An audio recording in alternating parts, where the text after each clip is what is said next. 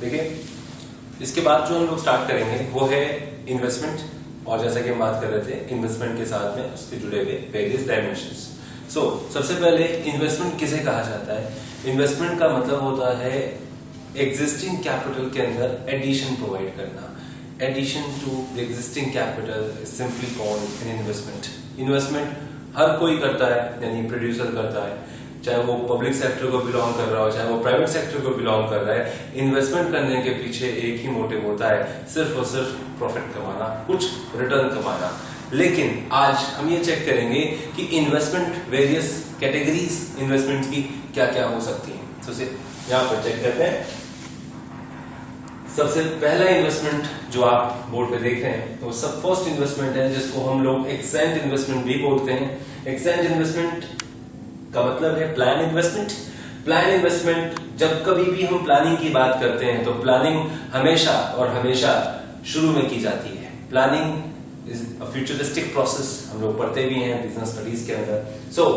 Plan investment का मतलब है वो इन्वेस्टमेंट जो हमने पूरे फिस्कल ईयर के लिए या पूरे गिवन टाइम पीरियड के लिए सोच रखा है, और जब वो एक बार सोच लिया देन वो फिक्स हो जाता है, बार बार चेंजेस उसके अंदर नहीं आते। यहाँ पर लिखा भी हुआ है एक्सेंट इन्वेस्टमेंट, प्लान इन्वेस्टमेंट एक ही चीज है, और ये बिगनिंग में किया जाता है। सपोज करिए 2015 स्टार्ट हुआ है, 2015 में जनवरी में अगर मैं इन्वेस्टमेंट करने का फैसला कर लेता हूं, मैं सोच लेता हूं कि मेरे को पूरे साल कितना इन्वेस्टमेंट करना है, बार बार चेंजेस अलाउड नहीं करूंगा उसके अंदर, और यही इन्वेस्टमेंट मेरे लिए प्लान इन्वेस्टमेंट है। लेकिन अगर मैंने सोचा ना हो, मैंने कहा जैसा चल रहा है चलने दो, लास्ट में जाके देखेंगे कितना पैसा इन्वेस्ट किया है या कितना पैसा हमने बचाया है, सेविंग्स भी हो सकती है, तो हम उसको अनप्लान्ड इन्वेस्टमेंट कहेंगे या एक्सपोज्ड इन्वेस्टमेंट कहेंगे। इन्वेस्टमेंट और savings that took place, we are measuring that event after its incidence. हम लोग चेक कर रहे हैं, कंपेयर करने की कोशिश कर रहे हैं कि हम लोगों ने अगर प्लान करके इन्वेस्टमेंट किया होता तो एक्सेंट इन्वेस्टमेंट कहलाता। अगर हम बिना सोचे समझे इन्वेस्टमेंट करते हैं तो ऐसा इन्वेस्टमेंट क्या कहा जाएगा? ऐसे भी प्रोड्यूसर्स होते हैं, भाई मार्केट अप चल रही है, मार्केट डाउन चल रही है, जैसी मार्केट बिलोंग करेगी, जैसी मार्केट का रिएक्शन होगा, हम उस तरह से उस साल इन्वेस्टमेंट करेंगे। कुछ ऐसे भी प्रोड्यूसर सोच के बैठते हैं। मोर ओवर, हम बस यही बात करते हैं कि हर एक रैशनल प्रोड्यूसर इन्वेस्टमेंट को प्लान करके ही काम करता है। नाउ अनप्लान इन्वेस्टमेंट को हमने नाम दिया है एक्सपोज्ड इन्वेस्टमेंट, जो कि पूरे साल हमने प्लानिंग नहीं करी, जैसा चल रहा था चलने दिया, at the end of the year जाके हमें पता चला कि हाँ जी इतना पैसा हमने इन्वेस्ट किया है। एविडेंस होता है, सबूत होता है, रिसीट होगी जिसके थ्रू हमें पता चलता है। Now third type of investment induced investment है। इंड्यूस्ड का मतलब है यहाँ पर जैसे कि इनकम बढ़ती है तो वैसे वैसे इन्वेस्टमेंट आप बढ़ा देते हैं। देखिए यहाँ पर इंड्यूस्ड इन्वेस्टमेंट एक वो इन्वेस्टमेंट है जो कि प्रॉफिट कमाने के लिए किया जाता है। It refers to an investment which is made just for making profit as it is done by the private sector. इसको कौन इन्वेस्ट करता है? इस इंड्यूस्ड इन्वेस्टमेंट में मेजरली कौन पार्टिसिपेट करता है? सो जवाब है प्राइवेट सेक्टर। प्राइवेट सेक्टर का रोल होता है प्रॉफिट कमाना। इनकम बढ़ती है तो इन्वेस्टमेंट बढ़ता है, आपको बताने की जरूरत नहीं है, ये रिलेशन डायरेक्ट है, और डायरेक्ट रिलेशन में ग्राफ बनता है अपवर्ड। डायरेक्ट रिलेशन में ग्राफ अपवर्ड स्लोपिंग बनता है। यहां पर देखिए इनकम इंक्रीज हुई है, इन्वेस्टमेंट इंक्रीज होगा, इनकम बढ़ने पे इन्वेस्टमेंट बढ़ेगा। डायरेक्ट रिलेशन है, ग्राफ अपवर्ड स्लोपिंग जा रहा है। सिंपल। ये प्राइवेट सेक्टर मेजरली पार्टिसिपेट करता है इसके अंदर, और इसको इनकम इलास्टिक भी बोला जाता है। Income elastic means flexible. Income बढ़ती है, इन्वेस्टमेंट बढ़ता है, इनकम इंक्रीज तो इन्वेस्टमेंट इंक्रीज। दोनों में यहाँ पर चेंज डायरेक्ट है, जिसकी वजह से हम यहाँ पर ये कहेंगे इनकम इलास्टिक मींस इनकम बढ़ने पे इन्वेस्टमेंट में चेंज देखा गया है। इंड्यूस्ड इन्वेस्टमेंट अगर क्लियर है तो हम ऑटोनॉमस इन्वेस्टमेंट की तरफ जाते हैं।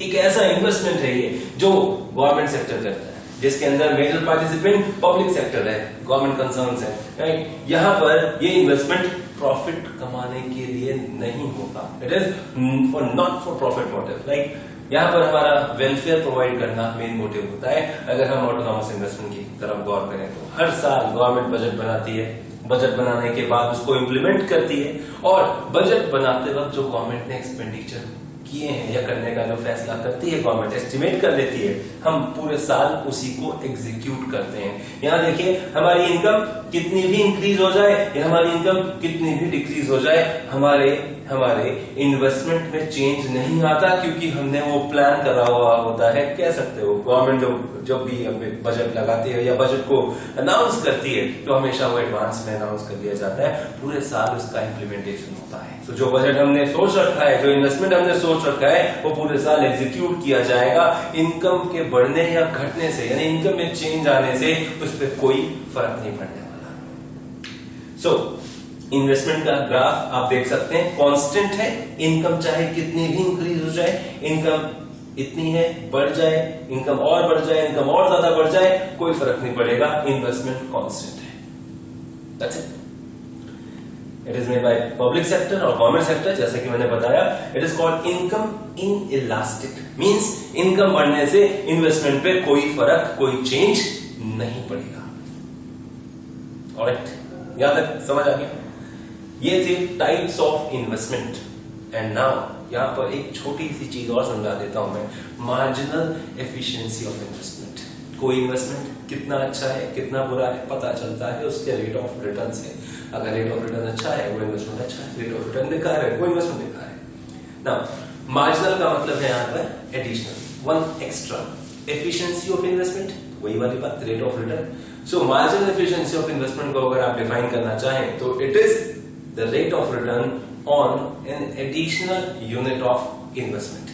एक्स्ट्रा इन्वेस्टमेंट से आप कितना रेट ऑफ रिटर्न एक्सपेक्ट करते हैं, दैट इज called marginal efficiency of investment. Simple, बहुत सारी चीजें हैं, बट एमईआई के रिगार्डिंग सिर्फ और सिर्फ आप डेफिनेशन याद रखिएगा। एंड नाउ हम अपनी क्लास को लेके चल रहे हैं एक नई डायमेंशन की तरफ। चैप्टर यहाँ पर दोबारा एक नई डायमेंशन में इंडल्ज होता है, अपने आप को करता है, और आप लोग भी यहाँ पर अपने आप को इंडल्ज करिए नई डायमेंशन की तरफ। वो है इन्वेस्टमेंट मल्टीप्लायर। जो हमने इन्वेस्टमेंट अभी समझा, इन्वेस्टमेंट का मतलब समझा, उसमें मल्टीपल चेंजेस कैसे देखे जाते हैं, तो वो समझिए। यहाँ पर इन्वेस्टमेंट मल्टीप्लायर बेसिकली एक प्रोसेस है। इन्वेस्टमेंट मल्टीप्लायर एक तरीका है या एक टेक्निक है, या यूं कहें कि एक सीक्वेंशियल ऑर्डर है, जिसके थ्रू हम इन्वेस्टमेंट में चेंज जो करते हैं, इन्वेस्टमेंट को इंक्रीज और डिक्रीज जो करते हैं, उसका इफेक्ट इनकम पे मल्टीप्लाई टाइम्स चेक करते हैं। मल्टीप्लाई टाइम्स मतलब इट मींस कि एक बार आपने इन्वेस्टमेंट किया, बस देखते जाइए इनकम कितनी बार बढ़ती शुरू हो जाएगी। सो यहां मैं आपको एग्जाम्पल के थ्रू समझाना चाहूंगा। मान लीजिए इन्वेस्टमेंट हमने किया 100 करोड़ रुपए का, इकोनॉमी की बात है, 100 करोड़ रुपए का हमने इन्वेस्टमेंट किया, और इस 100 करोड़ के इन्वेस्टमेंट से आपकी इनकम जनरेट होती है 400 करोड़। तो मैं मल्टीप्लायर के बारे में यही कहूंगा, मल्टीप्लायर है आपका 4 टाइम्स, 4 गुना। किसका 4 गुना? इन्वेस्टमेंट का 4 गुना। किस पे फर्क पड़ा? इनकम पे फर्क पड़ा। फॉर्मूला याद रखने का तरीका है सिंपल सा, इफेक्ट अपॉन कॉज। जिसके ऊपर फर्क पड़ रहा है, जिसके ऊपर इफेक्ट पड़ रहा है, वो न्यूमरेटर में, और जिसकी वजह से पड़ रहा है वो डिनोमिनेटर में। यानी इन्वेस्टमेंट की वजह से इनकम पे इफेक्ट है, that is delta Y upon delta I. Multiplier को आप डिफाइन करें तो मल्टीप्लायर का मतलब ये भी होता है, it is the ratio of, board की तरफ देखें जरा, it is the ratio of change in income to change in investment. Change in income to change in investment.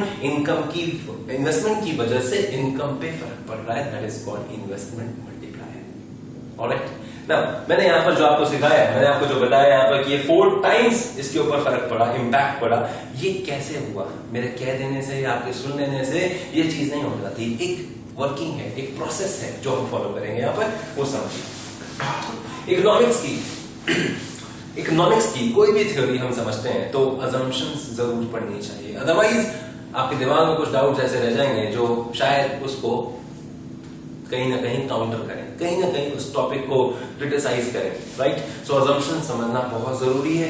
यहाँ आइए और समझिए, अजम्पशन पहला है यहाँ पर, expenditure of one will become income of another. एक का खर्चा यानी एक पर्सन का एक्सपेंडिचर होगा और दूसरे पर्सन की ऑटोमेटिकली इनकम हो जाएगी। आप मार्केट में गए, 100 रुपए लेके आपने सामान खरीदा, आपका खर्चा हुआ, लेकिन इनकम सामने वाले दुकानदार की। ठीक है, पहली assumption ये है कि expenditure of one will automatically become income of another person. And यहां पर समझिए दूसरा यहां पर assumption क्या कहता है, MPC should be constant. ये रैशनल assumption है कि MPC यानी marginal propensity to consume, जितना आप सोच रहे हो कंज्यूम करने का फैसला कर रहे हो वो कांस्टेंट रखिएगा, बार बार चेंजेस मत करिए।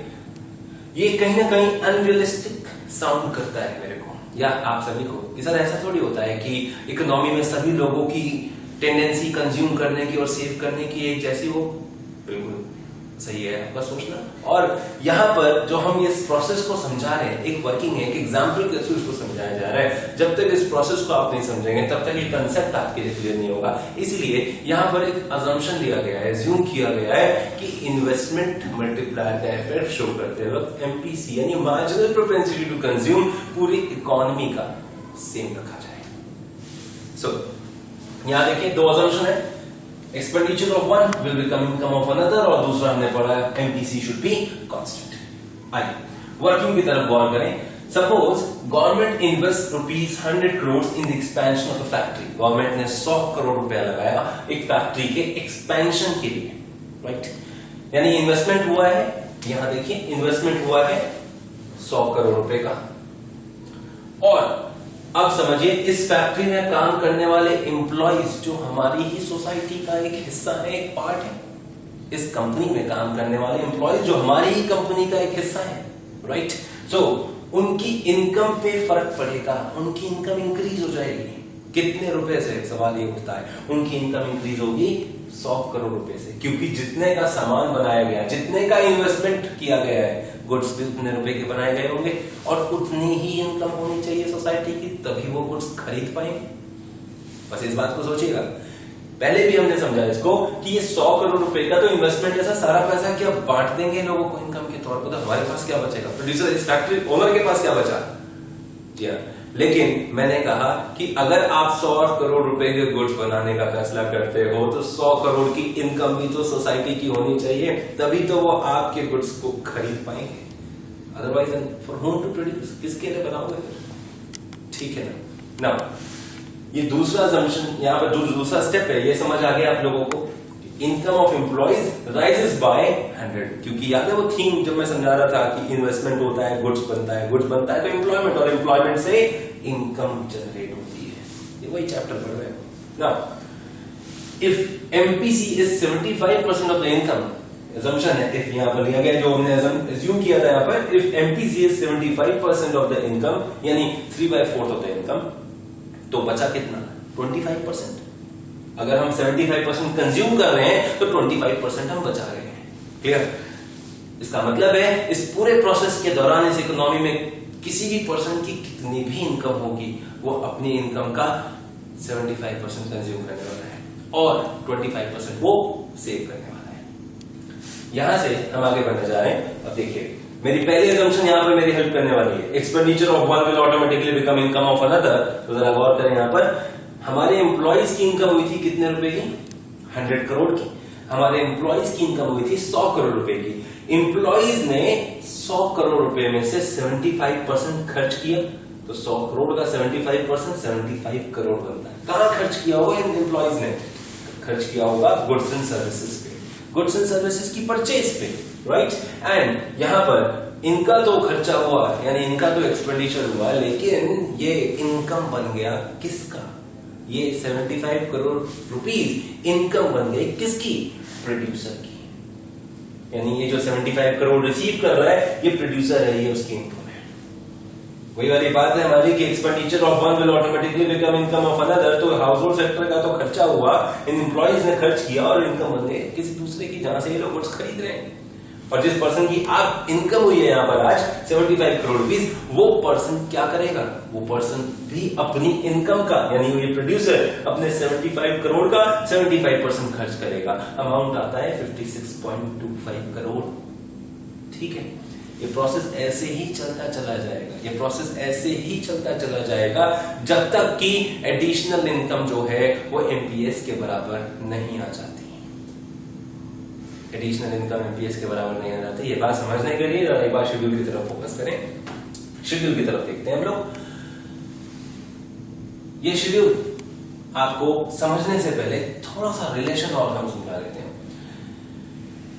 रिलेशन ऑफ के यानी multiplier with MPC and MPS, marginal propensity to consume और मार्जिनल प्रोपेंसिटी टू सेव का रिलेशन मल्टीप्लायर के साथ में क्या कहता है। डायरेक्ट रिलेशन की बात कर रहे हैं हम यहाँ पर। डायरेक्ट रिलेशन है किसका? मल्टीप्लायर का एमपीसी के साथ। It means higher the value of MPC higher will be your multiplier. जितना ज्यादा खाओगे उतना ज्यादा खर्च करोगे, और जितना ज्यादा खर्च करोगे उतनी ज्यादा लोगों की इनकम बनती चली जाएगी। जितना ज्यादा खाओगे लोगों की इनकम बढ़ेगी। बस इतनी सी बात याद रखो और ये समझो, higher is the MPC higher will be your multiplier.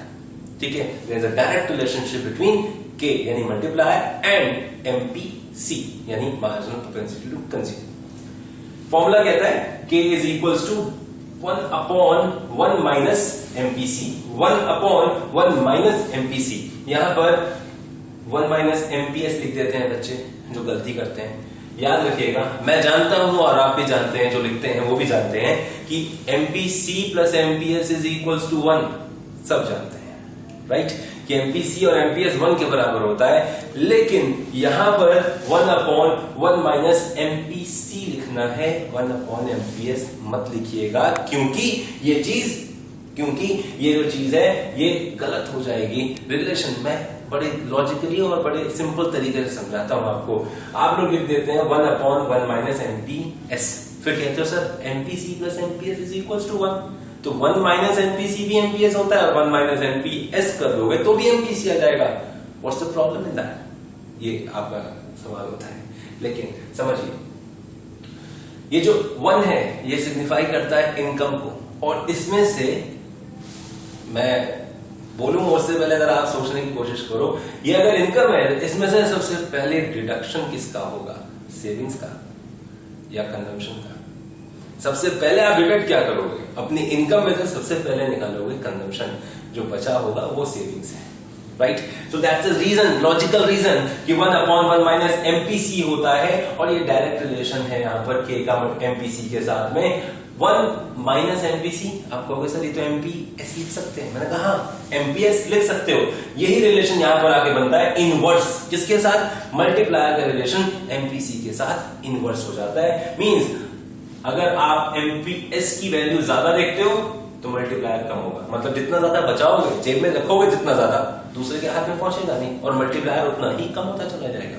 So inverse relation है मल्टीप्लायर का एमपीएस के साथ में, और डायरेक्ट रिलेशन है एमपीसी के साथ में। ये बात क्लियर है? इन्हीं दो चीजों से हम आगे बढ़ेंगे, और अब शेड्यूल की तरफ आइए, वो जो मैंने आपको वर्किंग समझाई थी वो समझ लेते हैं।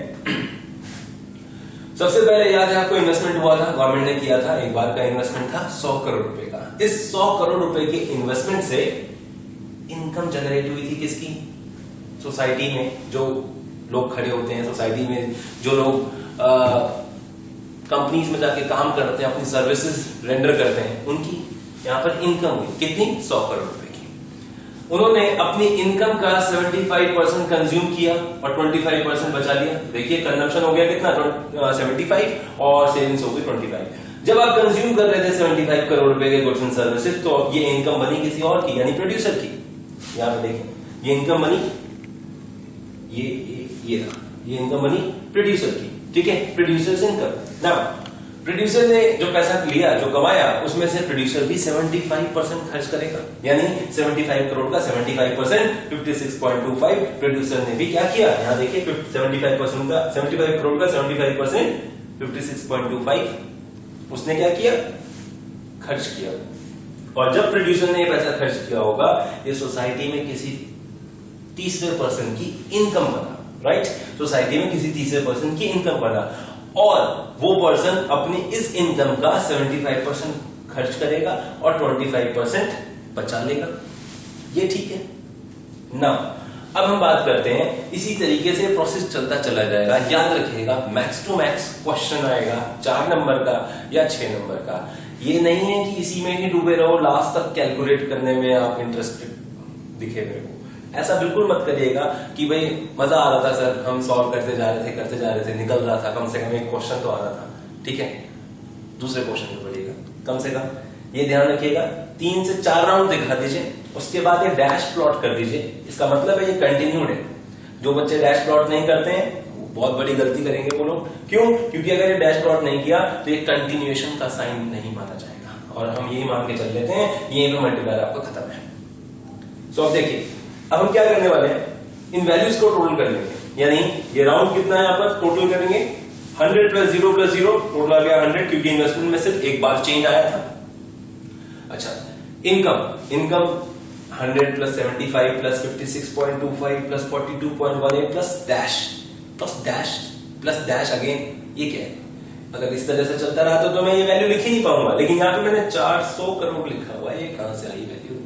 ये देखिए फॉर्मूला जो मैंने रिलेशन पढ़ा था ना ऊपर, बिल्कुल सेम रिलेशन यहाँ पे लेके आया। K is equals to 1/MPS, कितना परसेंट हम कंज्यूम कर रहे थे 75, कितना परसेंट सेव कर रहे थे 25%, यानी 1/0.25। K की वैल्यू है कितनी 4 टाइम्स, 4 गुना मल्टीप्लायर था मेरा, राइट। तो यहां देखिए K का formula, original formula delta Y upon delta I, यानी change in income upon change in investment, right.